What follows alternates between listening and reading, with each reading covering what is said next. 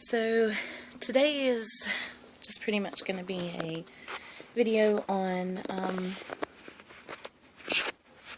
the birth of my oldest son, and just the struggles that I went through when I had him. Sorry, the light ain't very good. My phone was dead, so I had to plug it up. So I'm kind of stuck in one spot at the moment.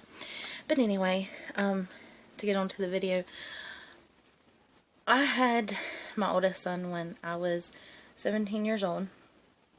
I'm now 28. He is 10. He will be 11 in February the 16th. My due date for him was actually April the 1st of 2006. We didn't make it that far. With him being my first child, I didn't know what to expect, how things would go. So when everything happened, it was kind of a shock, and actually we were all stunned. Even the doctor was pretty stunned. Because February 14th, I was pretty much feeling okay. I went to the doctor the day before, and he checked me, and everything was fine, or so we thought. I went home that afternoon, cleaned the house, did all my normal routine, vacuum, sweep, mop, everything that, I normally did. And that night I went to bed, and I wasn't feeling the greatest, but I figured, well, I'm pregnant, it's normal. And I woke up, I want to say maybe around 3 or 4 that morning, and I thought that I had peed in the bed. So I got up, I woke my husband up. I told him that, or my husband at the time, my ex-husband now, I told him that he needed to get up, that I needed to change the bed, and I told him that I had peed in the bed. Little did I know, oh my goodness, I made a mess. Little did I know that my water had actually broke. This went on till about 8 o'clock in the morning, and I didn't know. I just thought that it was a part of pregnancy. Well, I called my mother-in-law at the time, and I told her that, what was going on, and she told me, she said, "Melissa, I think your water's broke." So she came to the house and picked me up. My husband was at work by this time. She picked me up, and we went to the hospital, and the doctor came in, and he goes, "I just seen you yesterday. Can you not behave?" And, we all just kind of laughed it off, thinking that this was a false alarm, that everything was going to be fine. Well, Dr. Kepley went and checked me, and he said, yes, that when my water had broke, and that they were going to do a test to see if Hunter's lungs were developed. Well, they did the test, and the test came back that they weren't. So he told me that he would feel better sending me to a hospital that could actually handle premature birth and premature babies. So it was around 10 or 12. They decided to load me up and take me to a bigger hospital. I had felt no contractions, no anything this entire time. The whole morning, the whole time we were at our local hospital, didn't feel anything. By the time they got me to the big hospital, I could actually feel the contractions, and they were pretty bad. They were pretty intense. And I just remember trying to tell myself that, hey, I can do this. I've got this. Everything's going to be okay. And so they gave me an epidural not long after I got there. And it progressed so slowly.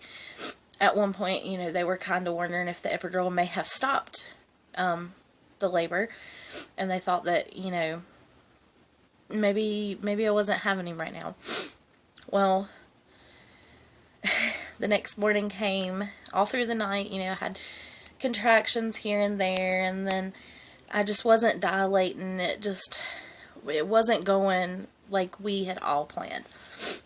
And the next morning, the nurse came in and checked me, and I was having pretty intense contractions, but I could not feel them. The epidural had completely knocked every bit of feeling out, and I was just I was tired, I was wore out, I had been in labor all day and the day before, and it was exhausting and hard. And I remember the nurse coming in and checking me, and she was like, oh, well, we're 9 centimeters, and, you know, we'll be able to push here in a little while, and just keep doing what you're doing. And I'm thinking, what am I doing? Because I have no clue what I'm doing, because I'm just laying here in this bed, and I can't feel anything. And I remember the doctor coming in and checking me, and he was like, you know, you're 10 centimeters dilated, let's push. And I remember trying to push just as hard as I could, but it just wasn't getting nowhere. I didn't have enough strength. I was wore out. I was tired. My body was numb. It was miserable. But I remember the doctor screaming at me, telling me that his heart rate was dropping, and I needed to push and needed to get him out. And I remember doing one big push, and they had to pull him out with the forceps, and to be able to get him fully out, because I couldn't do it on my own. And I remember when they pulled him out, and he was just so tiny. And he wasn't crying. And he had this cord wrapped around his neck, and the first thing that came to my mind is, oh my God, my little boy he's gone. And then I remember them taking him over to the little station and cleaning him off, and I finally heard him cry, which was the best feeling in the world. And I remember my ex bringing him over, and I remember seeing him, but after that I don't remember much of anything other than waking up in a room a few minutes after that and wondering where he was at. When I finally woke up, it was almost 3 hours after I had gave birth to him.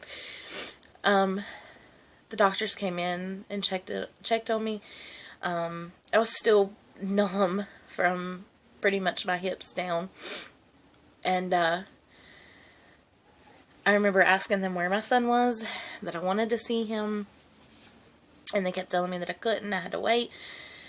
And finally, about an hour or so after I'd woke up, I actually got to go see him.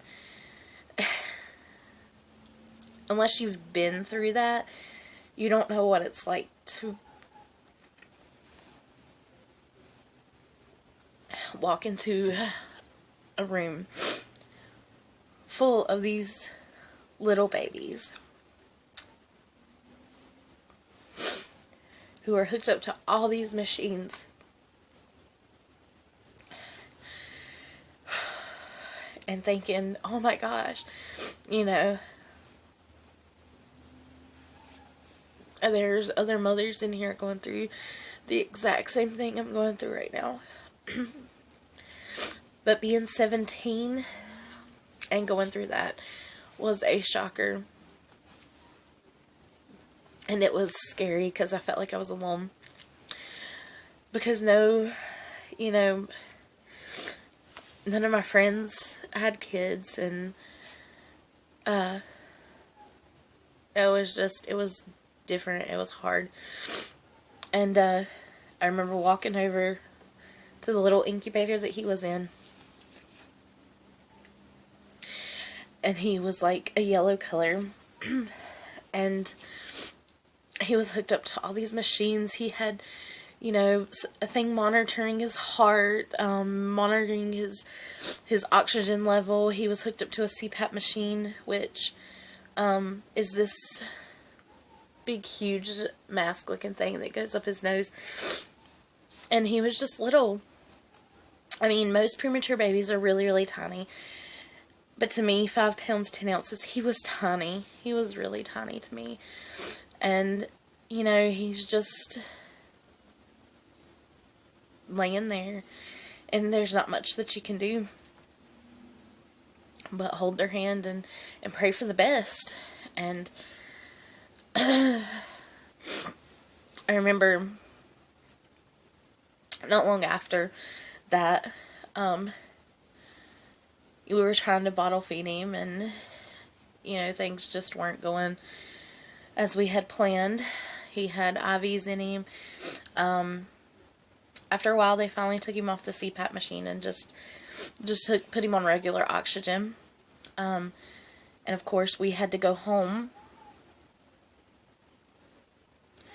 Leaving your child in a hospital that is an hour away from you is not the best feeling at all. I kept thinking that I forgot something, that I left something, and the whole time it was him. I had forgot him. I had left him. We went through a few weeks going back and forth from our home to the hospital every day. I called every morning and checked on him. I called every night before I went to bed and checked on him. After about a week and a half, he was getting better, and they moved him to the intermediate NICU, which means that he was off the oxygen, he was off the IVs, and he was doing a lot better than before. And so I think it was 3 or 4 days after they moved him to the intermediate NICU, we actually got to take him home. We had to bring the car seat and let them do a test. I can't remember what it was called. But they had to put him in the car seat for, I think it was about an hour or so, and make sure that he could hold his body temperature while he was in the car seat before they would even let us take him home.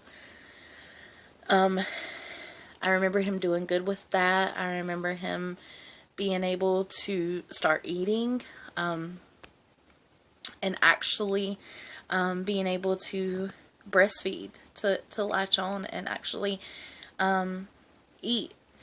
But I mean, that's just something I do not wish upon any mother, because especially being that young, it was traumatic. And you know, when you go through that the first time, you think, oh my gosh, if I have another baby, am I going to have to go through that again? And you don't want to go through that again. It scares you. It scares you. And you think, what if my next baby doesn't make it? What if this baby now doesn't make it? I mean, there's a lot of what ifs. There's a lot of what could be's. What could happen? Could this go wrong? Could that go wrong? Is he gonna be able to breathe without the oxygen? Is he gonna be able to hold his body temperature? Is he gonna be able to eat and gain the weight that he needs to gain to be able to leave the hospital? Like, how long are you gonna be in there? And I know that, you know, my son did not stay in there nearly as long as some of the babies have to stay in there. But it was still hard. It was still really hard to know that you had to leave this innocent, precious little thing with people that you did not even know, and go home and you're supposed to be okay and you're supposed to be happy because you have this beautiful child, but he's not with you, and it makes you feel empty, it makes you feel lost. And my biggest issue was, I had no one to talk to. I had no one that knew how that felt. I had no one that knew what was going through my mind and how it hurt and how, just the emotions and the pain that I was going through. I didn't have that. And I just want young moms or women who are pregnant now and, thinking that something like that may happen, that you're not alone. There's always someone out there that is going through, maybe not the exact same thing you're going through, but it's very similar. And you always have someone to talk to. And, leaving your child behind like that, it's going to be painful and it's going to hurt, but it's going to be the best in the long run. And, it's just one of them things that as mothers we have to deal with. And if it happens, it happens. If it doesn't, it doesn't. I was fortunate enough to have some amazing doctors with my last 2 pregnancies. And my daughter, I carried her full term with the help of medicine. And my twins, I carried them to 37 weeks. And it was amazing because, when my oldest son was born, I thought, oh my God, I had so much trouble that I was scared. I was scared to have another baby. But, I had amazing people taking care of me. And I was able to do it. And then with my son, I had amazing NICU staff that cared about him, genuinely cared about him, and was there with any questions that I ever had. Anytime I called, they answered. They would give me updates. They would let me know how he was eating, the diaper changes, if they needed more breast milk, if they didn't need any breast milk, and just different things like that. So I just want everyone to know that, you're not alone and stuff like that. And that you can always find someone and that they will talk to you. But I do hope and pray that no one ever has to go through that.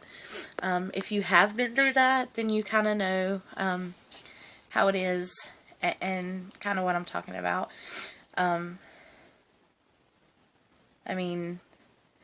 would go more in detail about the whole NICU thing, but it's kind of a touchy subject, and it as you can tell, I get emotional talking about it, but it's something that I do not wish upon any woman, ever, never. But I hope you guys enjoy my little story. I know it wasn't the best video, but if anyone has any questions, ask me in the comments below, and I will try to get to you as soon as I can. Just, as always, like and subscribe, and I will try my best to go more in depth about the whole NICU thing. This is just kind of an intro story into that, to kind of let you guys know my experience. But as always, I will see you guys Friday. Have a good day.